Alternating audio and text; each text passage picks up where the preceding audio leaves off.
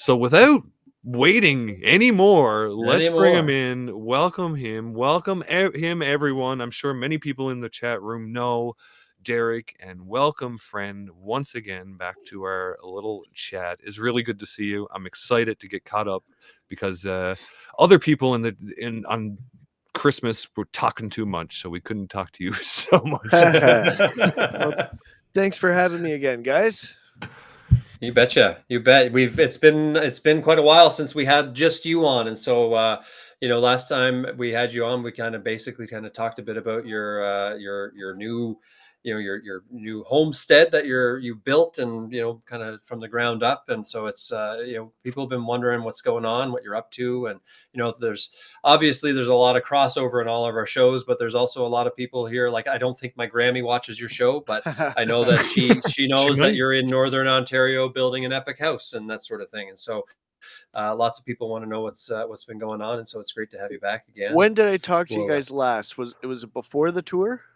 No, it was November of way 2023, man. So it's over a year since we've had this one-on-one. You hadn't even wrote the book. Yeah. We haven't wrote the book at this point. So I'm super curious, of course, about the solution that you've chosen for your life, and you were so happy about it back then. Mm-hmm.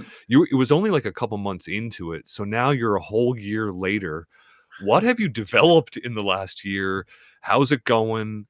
I'm curious about your lifestyle, and we'll get into the politics bullshit a little bit later. And sure, but I want to know about your life right now, Derek, because it is fascinating to me.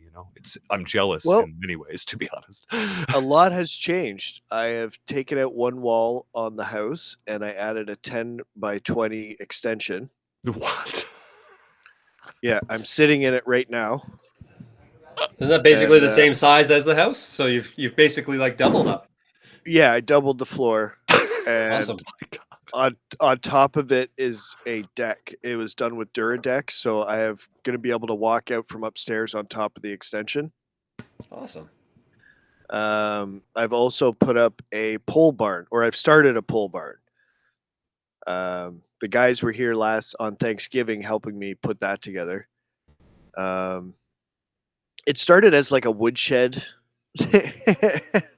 and like carport. That's kind of what I was going to do. And then it just got out of control again. It's like, if I put in such hefty concrete base, then why wouldn't I go up 2 stories? And now it's just turned into something a lot bigger. But smaller victories, like today I finished the electrical for the extension. So I actually got that buttoned up, and there was a lot sitting in the way. Like, I had to pull everything out of the kitchen, get behind there, pull the insulation out, get back to the electrical, and that's why I was putting it off for so long. But it feels good having it done. Just to finally move the electrical stuff off the floor. So, and just to give people some context who might be tuning in for the first time and have no idea what we're talking about, you left a fairly populated area of Canada and moved to northern Canada, let's say, and it's pretty much in the middle of nowhere, very north in a wooded area, and you literally cut down the trees, move those trees, created your home from scratch, and now you're expanding on that and putting electricity in, just to give context of where we are at this point. And now you continue to develop this this project of yours, and it's quite amazing, actually. I know there's a lot of people that have that dream, and you're realizing it. So it's to get to the point of electricity. it's a pretty big step. It's a pretty big stepping stones. No, yeah. Well, no, I've had electrical for a while. This is just adding it to the extension. I've had this area here. I've already had it for a while. It's just the lights I wanted on, and the plugs on the other side, because I had an extension cord running for the fireplace fan. Yeah, like I said, it's nice getting certain little things off the floor, because when you're trying to get other things done, you can see that extension cord on the floor, and you have to get to it eventually, and your mind doesn't rest easy until those little things get out of the way. So there's a constant reminder. So, yeah. And we've also had 2 additions the past 2 days. We had baby goats. Of course. Yes, of course there's baby asking goats. how the babies are doing. That's true. That's why most people are tuned in right now. We should have gotten video, actually. Why didn't we not? If you got a video to share there, just share your screen, Derek, just to show all these people how cute it is. I'll be putting it up on my YouTube channel possibly tonight. Okay, good. Okay, Yeah. we'll get everybody to share, or we'll get everybody to that channel. YouTube? You're still on the Yeah. old anyway, we'll get to that. I'm We more weren't. curious about the life there we are. There's the Yeah.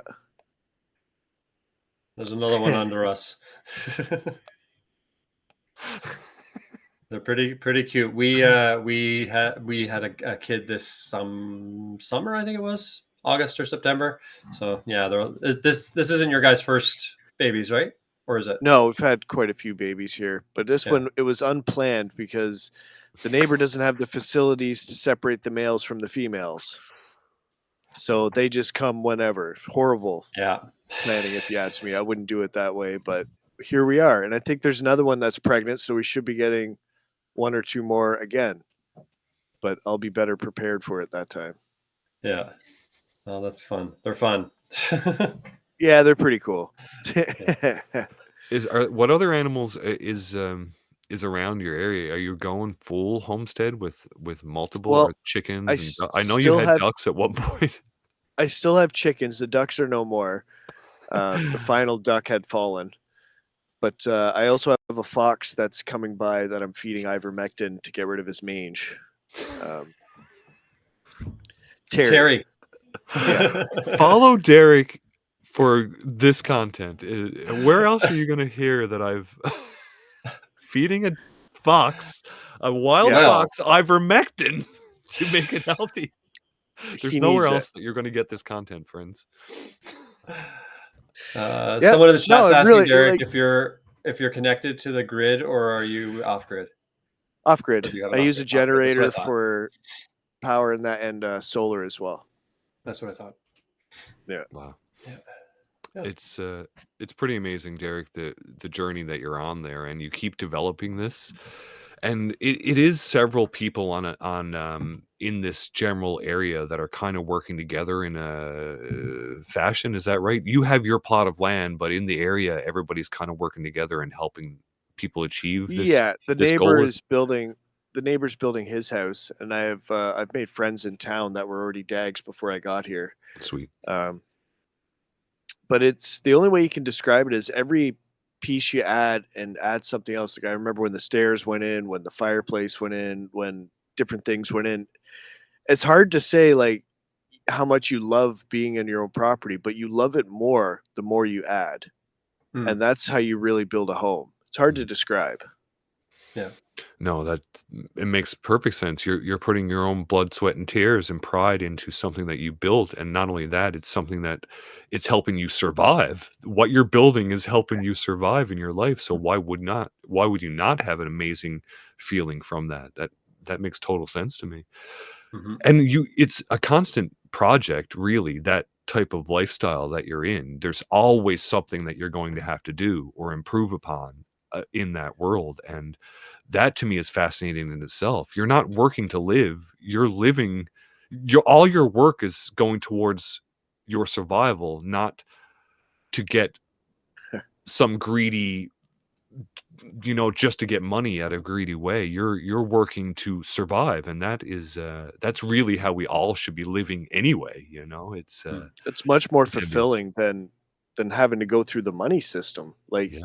So when I'm going to go work for somebody else to get paid to buy the wood that I could have cut myself, chopped up myself, and like pay taxes on it in the first, no, like stepping away from the system's a commitment, but yeah.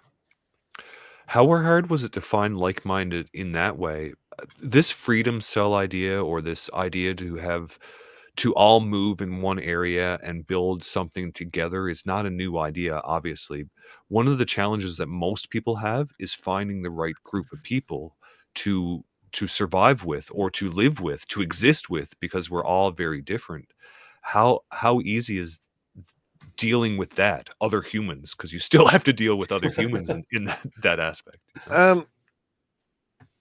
It's like anything else, I suppose. I mean, you live on or most people live in a subdivision with neighbors on a street and stuff like that, and you coexist with them. You don't have to be best friends with your neighbor. Mm-hmm. You know, you don't have to be best friends with, and you don't have to be involved in their life every single day. You know, like they have their life, I have my life, and it goes about. Mm-hmm. Like, yeah, some people you do have to be careful who you're trying to get into a community with. Mm-hmm. Some people are just looking for somebody to save them. Like, Mm-hmm. oh, all my troubles will be done, and then I can finally stop working. No, you don't want that type of person. No. Mm-hmm. You know, somebody that you want somebody that wants to be left alone just as much as you. You know, they want to be self-sufficient. Like, exactly. Yeah. That's not an easy thing to find either, no doubt. It's I know that that's a big challenge that most people have. They will start this and then a fight will happen, and then whatever reason, or there's scammers out there that promise something that they can't give, and people get roped into a situation that is not real, and then they lose everything that they saved to build the life that they wanted, and then they're screwed for the rest of it. Like that does absolutely. Yeah, we've even seen that already, even within, you know, some people who have tried to do it within the community, who, you know, they did it, you know, they found the land, they started building the houses, and then all of a sudden maybe we're not going to, you know, get along as well as we thought, and there's, you know, fights and all this sort of thing, and people leave, and it's just it's not easy to do. But like you said, it's I mean, it's the way, it's for sure. You need your own space for sure, and you want to sort out the doers from the talkers. Yeah, because a lot of people talk, they're not serious about it. You know, they just want to be able to say they're doing things instead of actually doing them. Yeah. I muted myself. We all do it. Whatever. Yeah. We got to live with that. It's fascinating, Derek. What are your plans with regards to the building of the homestead now? How much are you developing? And are you still happy every day when you wake up? Like, I remember what last time you said you were the happiest that you've ever been in your life. Are you still that joyous in this lifestyle? Well, that kind of goes into what I was saying before. Like, you love it a little more every bit that you do. So yeah, I'd say I am the happiest I've ever been. Like, every day getting up to do what I love. I don't have to talk. You guys are the first people I've talked to in a few days. I did a space yesterday. But yeah, no, I like it. I'd like not having to see people, being self-sufficient, you know. That means you're doing things right. You know? Oh, it's beautiful. Quite, you know, I know we all dream of that, and a lot of us dream of being able to just move to the same town that all of us that have met over the last little while, that would be fascinating. But obviously we can't take over one town unless it's PEI, unless you guys all want to move to PEI. That was my first my very first message in one of Jeremy's chats, like back when I very first started listening, was, I really like all you guys. You should all move to PEI and we'll blow the bridge. That's so funny. It was a joke, of course.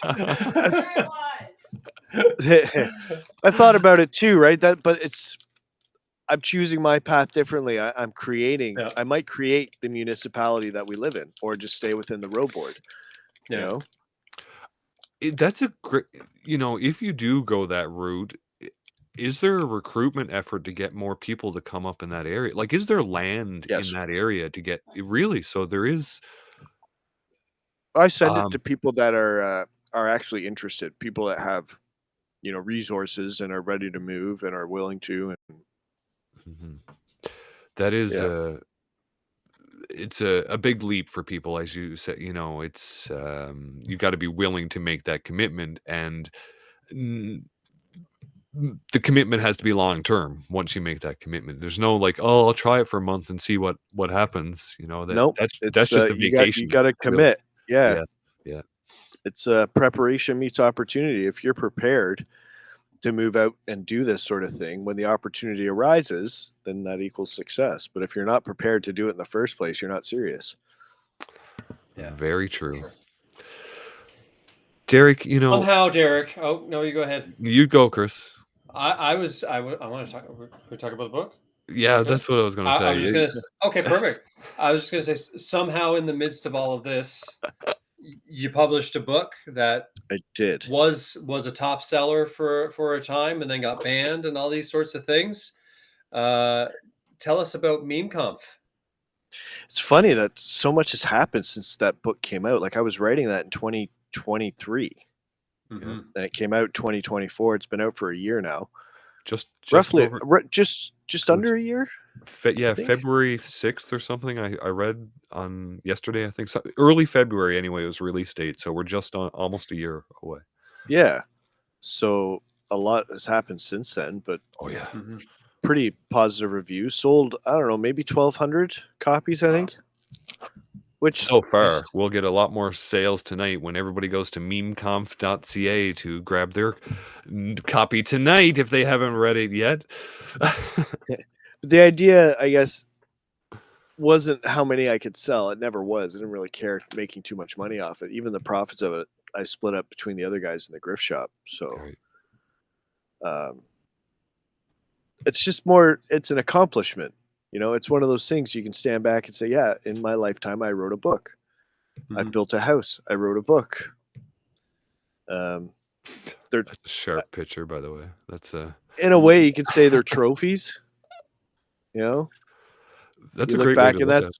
That's why I have this. I kept this from the tour, the big Meme Kampf portrait, whatever, to put on my wall when the walls are finally finished, and you know I could put it by the fireplace, and it'd be a good talking point. Like, oh, what's that? Long story. Let me tell you. It's a long but great story. Well, just for those who may not be aware, the book is a bit autobiographical, but it is also telling of a story of what, Derek? What is the book about? It's hard to narrow down, but I mean, Meme Kampf is, I mean, in a short sentence anyway, but Meme Kampf refers to the meme Diagolon, and it was how my journey of how I ended up in the situation I did. It also ties in the RCMP and all of their past setups, I guess you could say, dirty tricks that they use, and how it all tied into one story. So my personal experience mixed with RCMP history culminated into the Emergencies Act. Yeah, it was really interesting to read. I mean, I had heard of some of the different stories and stuff that you shared because, you know, for those who maybe, again, there are people in this chat who don't maybe even necessarily know what the Diagolon thing is. It's kind of the meme around here is the country that was, you know, that created the Emergencies Act. But, you know, it kind of comes out of this a lot of corruption within government and RCMP and all this sort of stuff. There's a great report that Karima Sad Seed, I don't know how you say her name, did hategate.ca, which kind of talks about that. But then Meme Kampf, Derek's book, kind of goes into a lot more great detail on it. But the thing that I loved about it, and I got to do a pre-read of it before it came out, was you're almost kind of, it's not just here the government did this thing to these people. It's here's a whole bunch of other times that the police have done this. Here's when they did it in the 80s. Here's when they did it in the 90s. Here's when they did it here. And it, so you're all throughout kind of the book, you're telling your story, but you're building this narrative to show people that this isn't just something that happened in 2022 and 2021. Like this is something that's been going on for a long time. And it was, you know, even for someone who, you know, was familiar with some of the stories, it was eye-opening to me to read through it. Yeah, it's showing all the historical references of what's happening to us happening previously, and just saying, hey, what do you think the chances are it's happening to us? So there's also a nice way of getting, it felt like everything that happened prior to then off my chest. Like here, I put everything out there that my entire political journey thus far. And it's been a journey, quite the journey. Even before Diagolon, the Plaid Army stuff, all the everything that you were involved in for this long.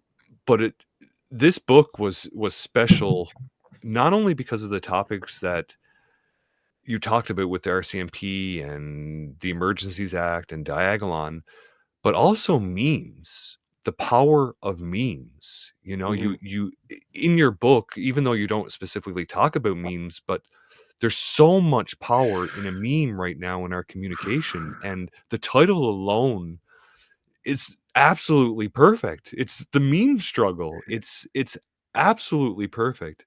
Where did that Yeah. come from? The title. Obviously, we all know where it comes from, but it was a live stream one night, and I blurted it out there, and it was like, "Fuck!" I came up with the name before the book, and it's like I need to. So I went. I went and got the ISBN number, and okay. So it solidified the fact that I got the title. Because it is a perfect title. Like, it's fantastic. It's memes though are extremely powerful. Any thoughts about that? The fact that, you know, Diagolon is a meme, but not only that, most of how we communicate online is through memery, through mockery and imagery and these quick manifestations of art, really. And you that's do it what all I the want. time, you know? I would categorize it as that as well. It's art. Yeah. Watching these people, you know, it can encapsulate an entire feeling of a moment. It can humiliate notions that should be humiliated. It is a powerful form of art. I mean, you used to reach somebody's soul through music, through poetry, different things, and now it's the meme. And I think it's underappreciated. Yep. Because even people like my dad's generation, he used to print off comics that he thought were funny. Yeah. Isn't that what a comic is? Like, you see some of those comics back in the day that were in the newspaper was a one picture comic. Yeah. So it's just a way to rebrand. I mean, were those memes or are the new ones comics? Good question. That's a philosophical question if there was one. But you're right though, there is a similarity in that I would argue, yeah, it's meme. It was an early form of meme. It was sarcastic, it was quick art. There's no difference. You know It's what always meant to be edgy. Always I meant to just be thought edgy. about this now. The way that people put memes together is by using another art form that's already available, and that would be a famous comic or a famous movie quote or something like that that everybody knows and everybody has seen. It's kind of reminding me of that scene in Demolition Man where they were always singing, like on the radio. They only had commercials. Commercials, yeah. Taco Bell was yeah. Right? They just love the commercials and they love the jingles to the commercials and whatever. That's kind of the same art form, I guess. You're taking things from another art form and applying it to this, and Yeah. We're quickly moving towards Demolition Man scenario, so that's very apt of you to bring that movie up. We're very close to that, I think, and an incredibly predictive movie. That movie was so smart in what actually something expired at that point. I don't know what happened that time, but anyway, maybe That it was happened last week too. yeah, whatever. Maybe it's entropy. We got distracted by something breaking down on our end there, Derek. But you know what it's like in the live stream world. It's just the way it is. That you know, we talked. I'll talk a little bit more about the book, but I'm curious about the streaming world. Obviously, you've been doing this for quite a while now. You started off with videos. Our first conversation, we talked about Plaid Army and that rise and your origin story. In that way, you're still continuing, I guess, every single week. I know you are, but with the Plaid Army every Sunday with Ferryman, right? Is that still ongoing? How's that going? You're seeing a rise, more people coming to tune in and watch and share that particular show? It has its spikes like anything else, depending on when certain events happen and stuff like that. It's like any other show. We average about 1,500 people watching. It hasn't changed. You know, we've been doing that for so long. 5 years, 6 years. Yeah, that sounds 5 about right. probably as the. I can't imagine how many shows have been done in that time. Like, I know Jeremy keeps track of the Ragecast, but there were so many that me and him had done outside of the Ragecast that are actually numbered.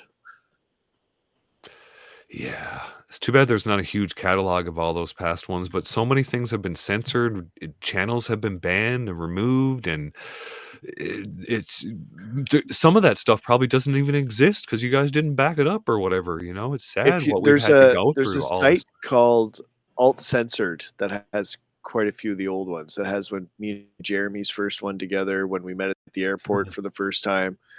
Yeah. That would be great. I hadn't seen that. Alt censored, right? Is that I knew about alt censored, Yeah. but some of that Yep. early stuff would be fantastic to see because we've all evolved. We've all had a history. We all have an origin story, and sometimes that's the most fascinating part of this for me. It's the human aspect of us crazy people doing this crazy shit that we're doing all the time. It's and I know you have a pretty unique story to get to where you are. What was it that started making you just talk in the first place, Derek? I don't know if I asked you that the last time or at any time, but was there anything in Um, particular that Funny you bring that up because it happened again. Well, my daughter, Right, my yes. daughter was in France. It's in the book that she was supposed to be at the Bastille Day festivities massacre, Yes. and she wasn't there. And only because she broke her phone. Some kids fucking didn't come back the night before, so they canceled the trip. So that saved her life. My daughter was also on Bourbon Street in New Oh, wow. Orleans when that happened. She What? left an hour before it happened, roughly about an hour before it happened, and she could hear it going down from her hotel room. Wow. Yeah. Wild. So I Is she mean, all right? obviously, my daughter is some sort of crisis actor. Obviously, that is the Start pushing that one around. there's Yeah. the accurate, and I know that somebody will run with that. Yeah, for sure. Oh, Derek, that's wild, the two scenarios. But that not forced you, but that pushed you into politics in general to look at the world in a different way, and therefore you saw shit that made you talk about the Well, world yeah, it in the made way. me try and figure out what was actually going on. Like, why Mhm. is there so many terrorist attacks happening in Europe? It doesn't make sense. All Mhm. these people, like, and so you start figuring out, okay, so why are they coming? What's allowing them to come? And so long as you're being honest with yourself, you end up in the same place every time. That's true. And I guess that's why you keep on creating the podcasts and the book, which Mhm. which is a huge change in your normal art form. To be a speaker or a content creator is much different than writing a book. Where did you even get the wherewithal or the push to go from speaking with your words, with your mouth, to with your fingers? What led you to that? Personal challenge? Yeah, it just seemed like something I could actually accomplish. Like, why Hmm. wouldn't I be able to? And you did. That was my whole mindset. It's like, yeah, I'm sure both of you could do it as well. Why wouldn't you? It's true. I often think Right? about it, Like, actually. Yeah. so many people in history have books that they've left behind, papers, and what would you call it? Dissertations and everything. Like, that's how they left their legacy behind. Is they would Yep. leave papers and books and journals and whatnot. True. What we're leaving behind on a digital thing can be wiped. Oh, there's something, That's a good point. Yeah, that's a great point. yeah, all these people doing like their time capsules and stuff where they're throwing in a disc or whatever it might be. What do you do? What if they can't play it? What it like it's Maybe just it means nothing. Yeah. yeah. But you write a book and you actually physically have copies out there, there's a better chance of your word surviving.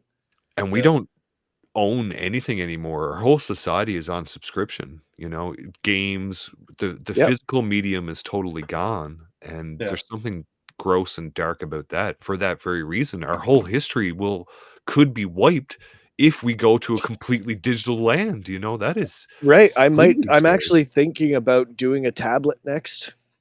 I'm gonna get my Like, chisels rock and the and stone. Yeah, I'm gonna leave some tablets behind on Rants Ranch here, and I like it.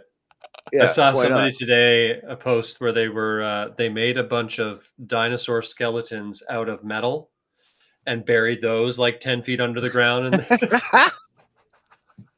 That's a good in idea. weird, obscure positions and stuff. There's like, whatever. What kind of You never fucking know. monsters were these? That's a They're like long con. Wolverine. Yeah. That's You never get to see that one play out, but No, like you just that's a know meme. on your deathbed, you know. We are arsehole-ish enough of a culture to do that, to have a meme yeah. left over for 100 years and just, in our deathbed or life beyond, we're waiting for that to pay off. That we are the culture that would absolutely do that today. Yeah. Oh yeah, I'm doing that before I die for sure. I'm setting something up for my kid. I'm gonna screw or like a video or let something happen after I know I'm gonna die. I'm leaving something behind for sure. Yeah. You made me think about the digital medium and how dangerous that is now, Derek. And you're right on that we even for communication, we're in danger with the coming digital ID or whatever restrictions that we may have in place. We're going to have more difficulty again to communicate. Should we be looking at paper copies of telegrams, or should we look at different mediums again, do you think? Yes. Yeah? I'm a combination of low tech and high tech. Like I have all of this stuff to communicate with you guys and that, but I'm also, whittling a spoon the old way. I have pen pals that I Really communicate with a letter. And we could just as easily communicate through all of this stuff, but why not we're just testing it, making sure it still gets have through each other's. you write letters and send them to people, and people Not send many, them back? Yeah.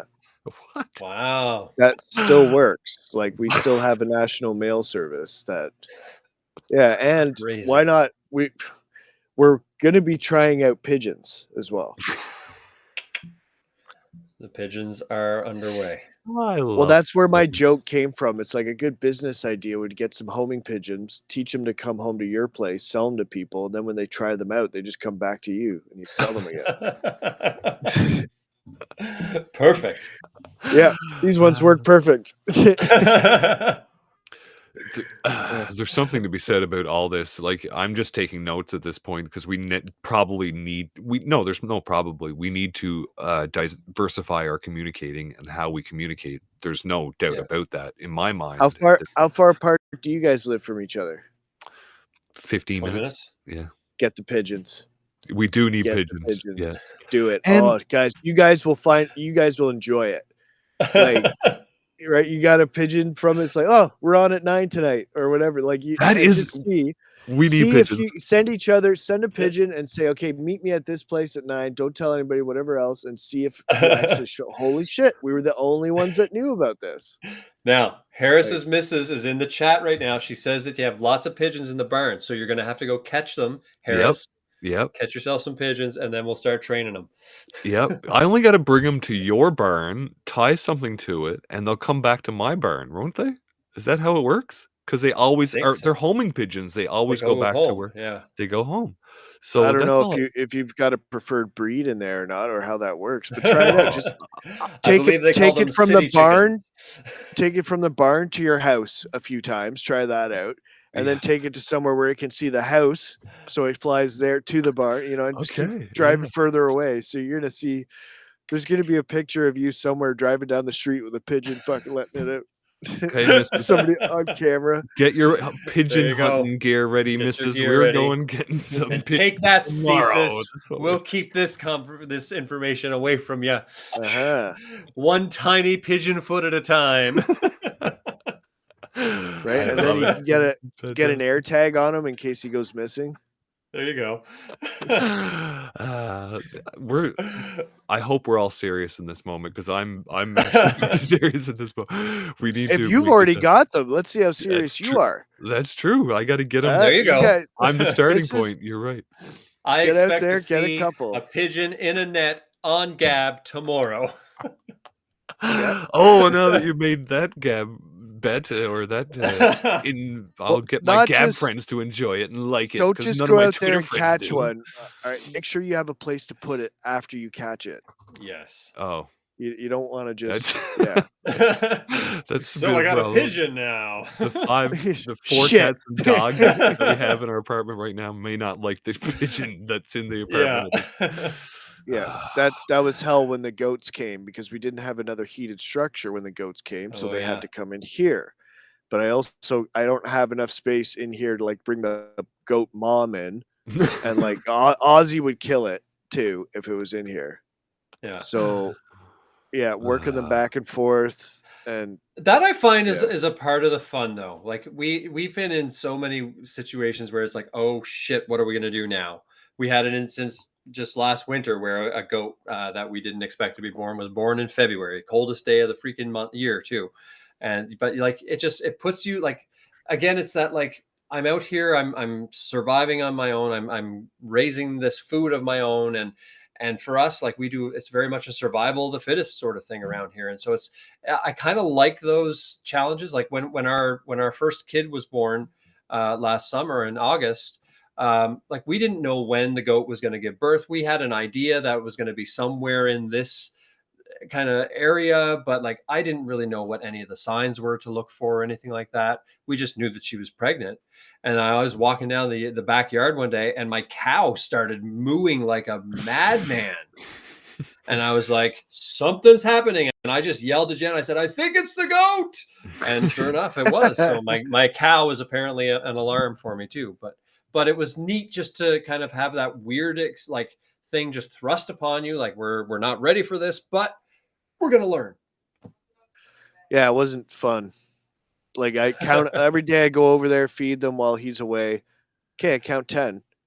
Got them fed.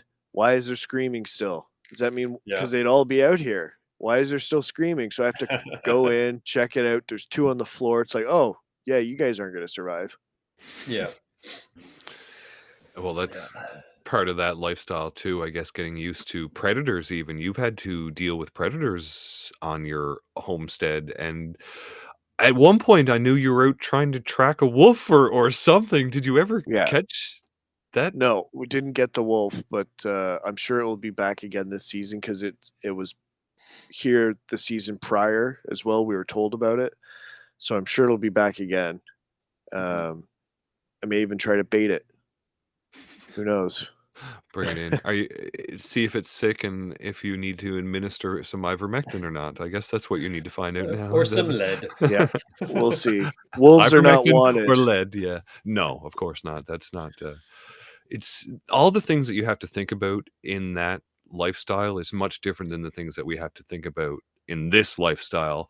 I would argue you're far safer where you are than the jungle that we have to live in.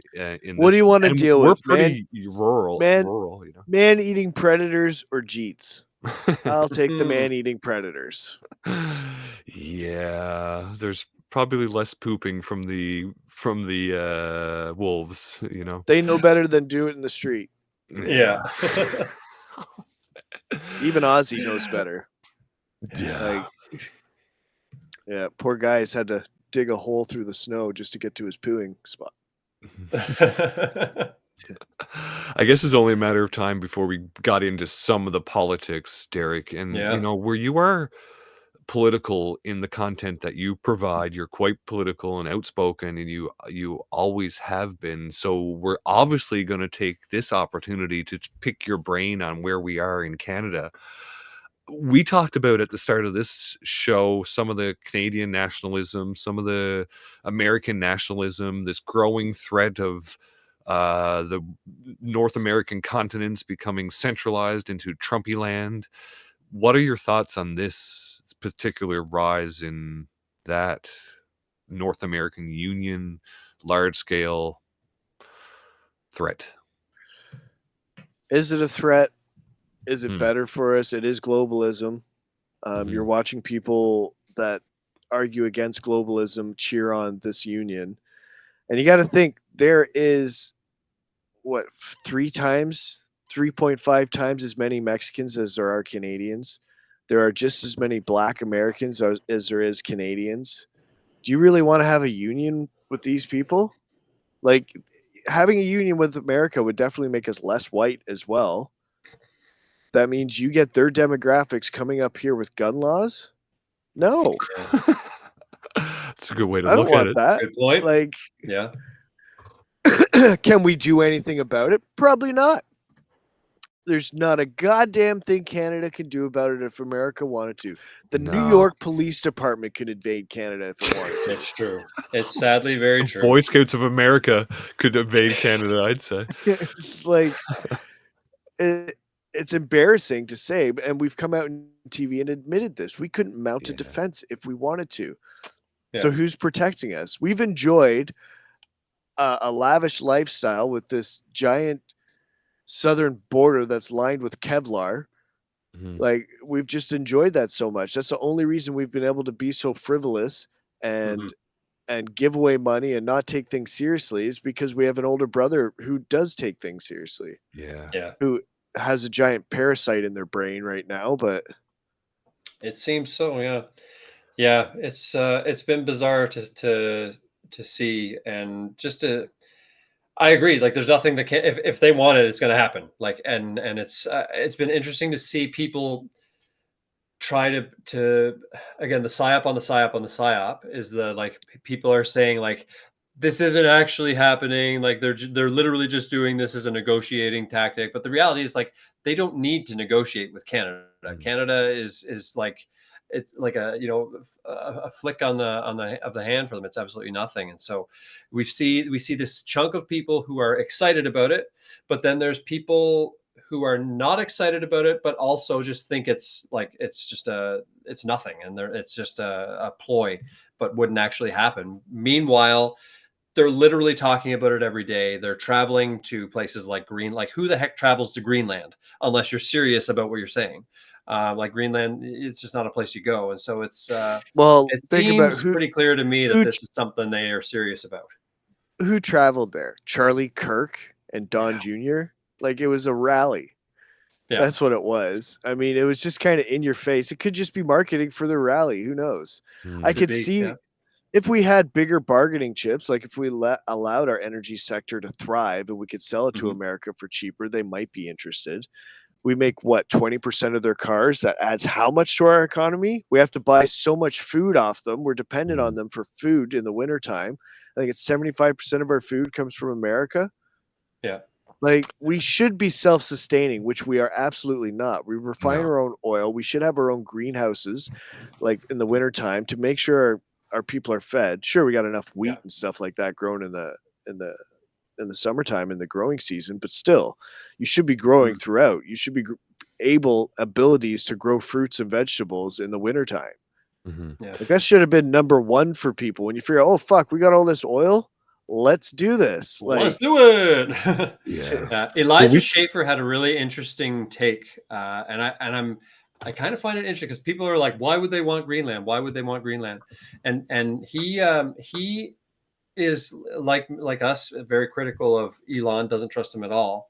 And he thinks that Elon has been getting into Trump's kind of back pocket so that they could get Greenland and the Panama Canal to have for server space and like for the energy sector. It's just very, again, the conspiracies are what they are, but basically as kind of life is moving forward, they need more energy as we move into an AI world. And so his thought is that they need Greenland so that they can build energy structures and Panama Canal for helping with transport. And so that was kind of interesting. It's not a bad theory. I mean, of course, if you've got things that need cooling, you put them in cold spaces. Like, we have the technology to do that, so why wouldn't you? Also, the Northern Passage, definitely huge. Panama Canal, that's a big one, and like, if the Earth is shifting and the ice is collecting on the other side of the North Pole, as we expect, that's why it's disappearing over here. I made a good location choice. Yeah. Right? Like, I'm pro climate change. I don't know whether pro or con of any of it. It's a cycle that's going to keep on happening regardless of what humans are doing. That's where we are. It's I don't know. That's a whole other world, really. I don't even know if we've talked about climate crap. Well, we have. Anyway, it's huge. It's a huge conversation in that it's a debate and a psyop in itself. But Derek, the life that you're living now, part of the reason why you left and made the choices that you're living is because of the crumbling society that is happening all around us. Am I right to say that? It was the crime, it was the city lifestyle that is draining your soul.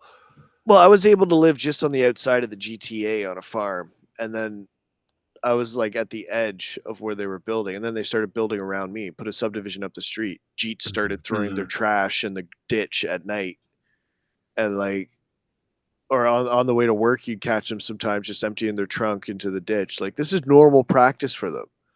Yeah.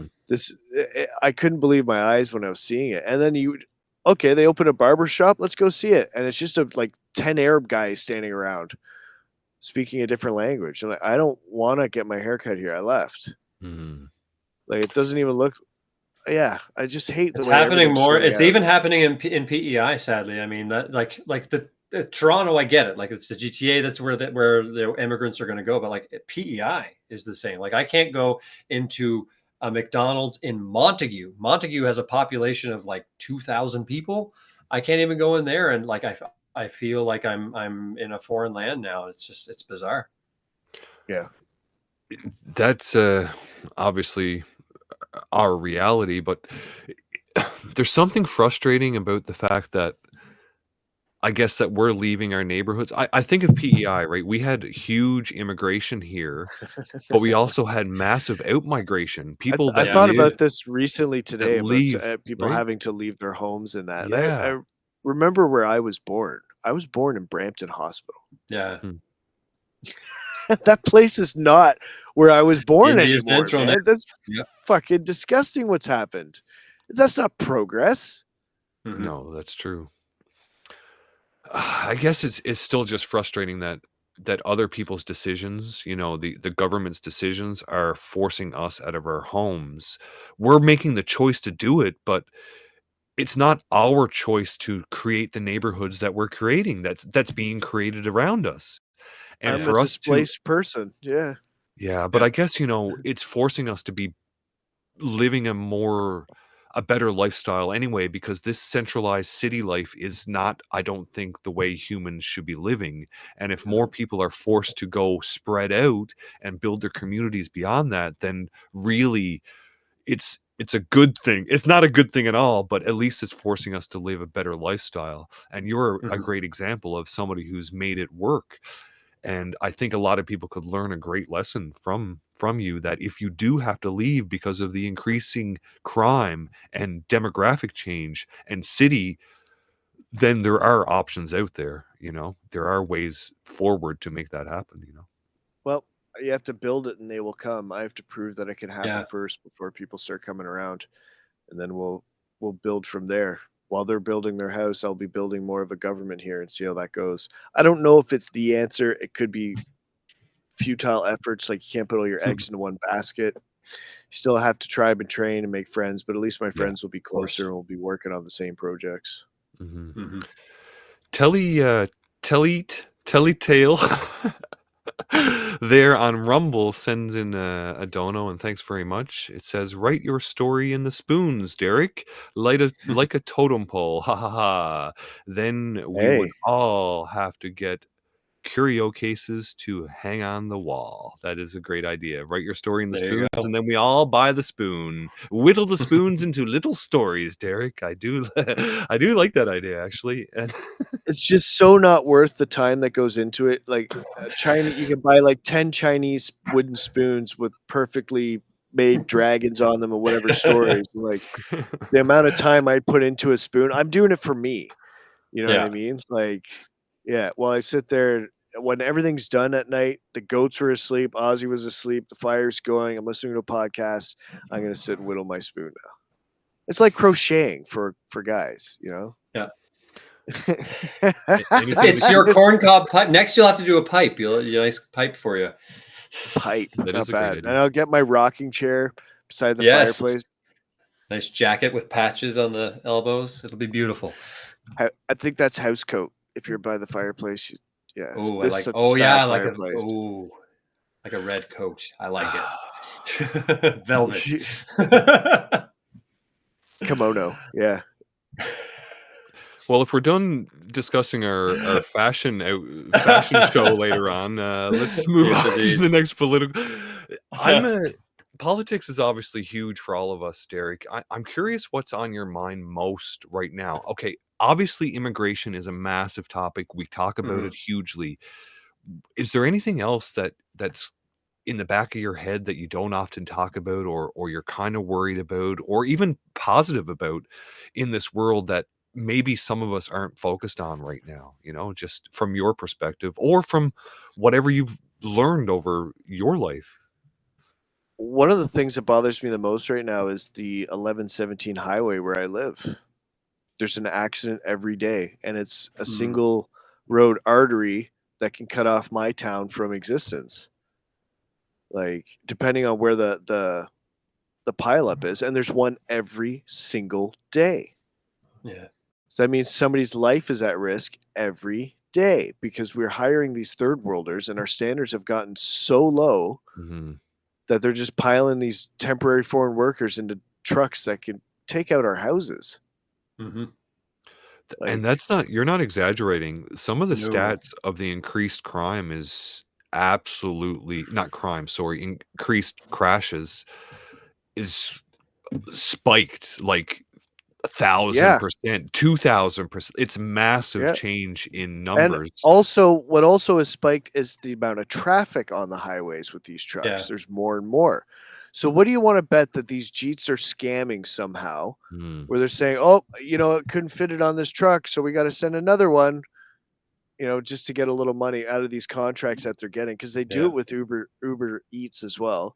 My buddy owns a restaurant, and they're screwing them into the ground. Every order they try to scam them on. Every single order. They have this scam that they do where they show up and they hit waiting, even though the food's ready, because they get extra money if they hit waiting, and they do this whole thing. So, yeah. Scammers. Scammy. Yep. Yeah. So, yeah, it's obviously a crumbling nation that we have here that cannot protect itself from a threat like America.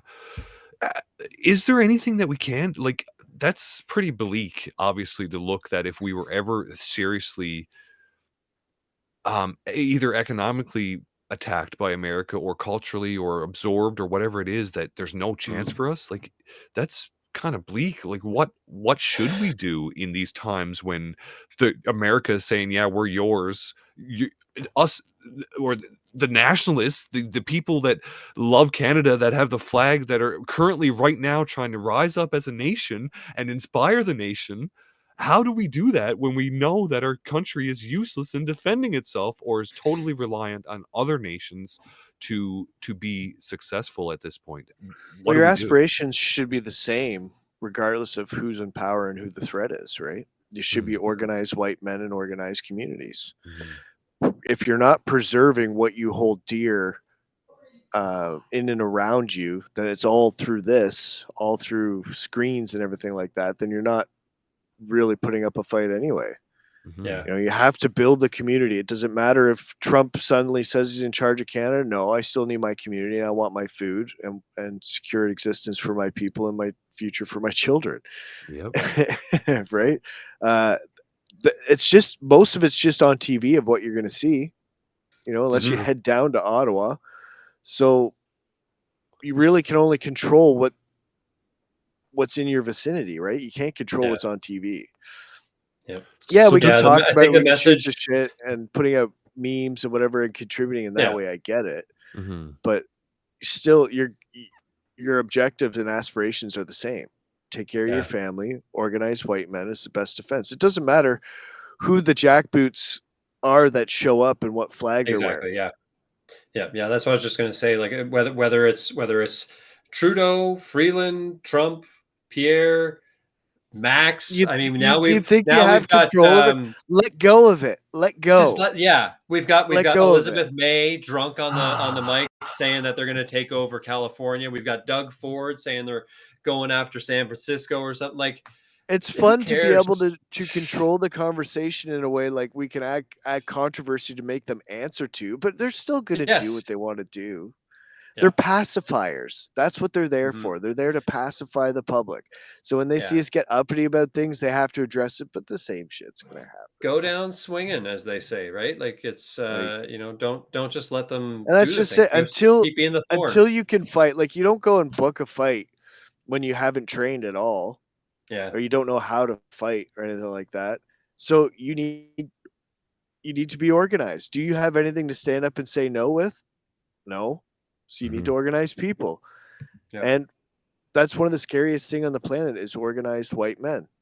When you see people marching down to show a show of strength, that's powerful because they're all in unison. They're all listening to one commander do the exact same thing. It's not a bunch of cannibals standing in front of Parliament going, blah, blah, blah, hooga baga, haga baga, haga, haka haka, waka waka. That doesn't scare people. Watching them march in unison under one commander is fucking scary.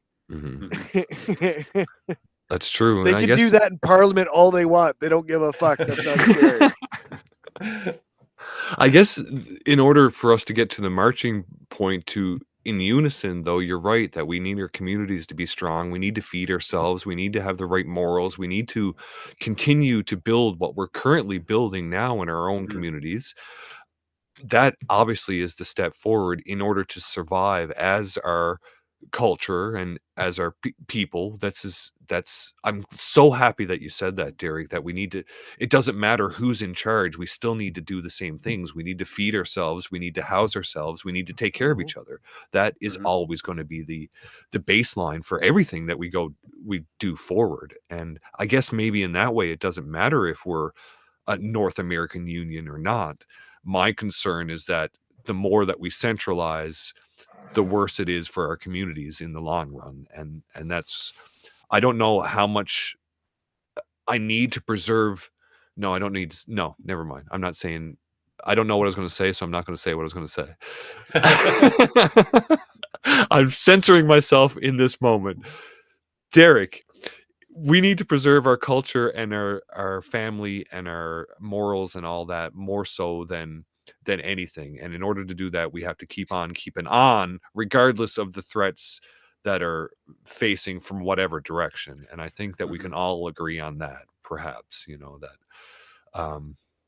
it doesn't matter what the threat is, or like you said, what flag it is, the fight is the same, Mm-hmm. Yeah. What's new? What's coming up for you in the next year? What are you planning on doing? Any book? Are you going to write another book? I am. I'm in the middle of it. And it's so much fun, but I don't know. I keep putting it on the back burner because there's so many other things going on and stuff. But when I actually get to sit down and write it, I enjoy it because it's about the dystopian future after the race war. Okay. And the Jeets have won. Oh. Okay. Interesting. Yeah. Thought-provoking. You're writing from the perspective of the loser. Yeah, Europeans. You are the loser. In the turmoil of the Jeetopia, whites have moved far into the bush, and the Jeets have allowed the infrastructure to fall to such disarray that they can't plow the roads that far up. So the whites are safe in the wintertime, but the hunting parties come out in the summer. Okay. Dude, there's so much in this. Oh, dude, I get to say so many things. Like, yeah. Oh, there's so many good. Like, I want to tell you guys a few things, but I don't at the same time because it's so messed up. If it's too good, you have to save it for the book. Yeah. You need to leave. Keep it for the book. You got to make people buy it and enjoy this, I'm sure, very unique story from the mind of Derek Rants Harrison, who I very much appreciate joining us tonight. Derek, where can people get you? Is it Telegram mostly that you are communicating? Is it Twitter? Where is the best place to get you these days? There's been a few, I guess. My most traffic has been on Instagram for some silly reason. I got 9 million views in a month. What? because a couple of videos just went viral. Yeah, That's that the one sharp where picture you're using for meme Kampf. That's that. that was AI generated, that one. Yeah, my hairline isn't that fucking solid. I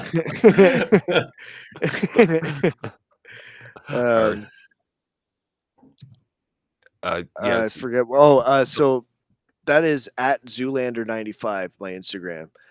My Telegram is t.me/Derek Rants, and my Twitter is actually Derek Rants as well. So you can find me at any of those, or you could go to memeconf.ca and buy his book. That's it. Buy my book. Where do you like to communicate most these days? Are you a Twitter person? Like, are you enjoying that?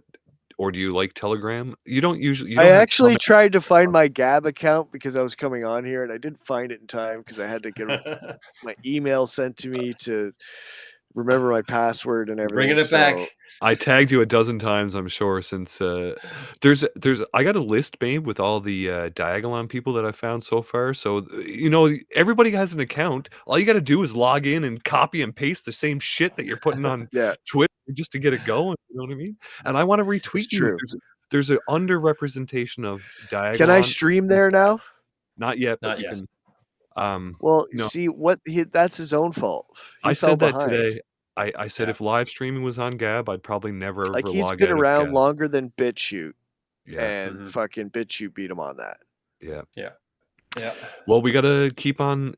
The thing is, people need to use it in order for growth to happen. And I find the ebb and flow of the platform, people tap out after a while. But if we all stuck with it, we'd all be developing something that works and communicating. And I think it's important for Canadians to be on there right in this moment to push back against some of these arrogant Yanks that that are saying that they already own us. And whether it's true or not, we still don't have to go down without some sort of fight, either at least ideologically, at least memery. We need to beat them in memes or something at it. The meming must continue. Exactly. So hopefully you do get on there, and friends, go to Telegram to follow Derek, go to Twitter, and go to Gab to follow him when he gets back on there. Derek, you provide a lot of value to the conversation in Canada. Your content from the perspective of your walk in the woods is very valuable, let alone everything that you have to say about the politics. And I very much appreciate your time, friend, and everything that you're doing out there to shape Canada the way that we want to shape it in inspirationally. It's quite wonderful. Thank you. That's actually quite the nice compliment. I appreciate that. We need people to spearhead this stuff that we're trying to tell people to do, and so it's great to have you doing what you're doing, man. Thank you so much for hanging out with us. We'll chat again. Cheers, guys.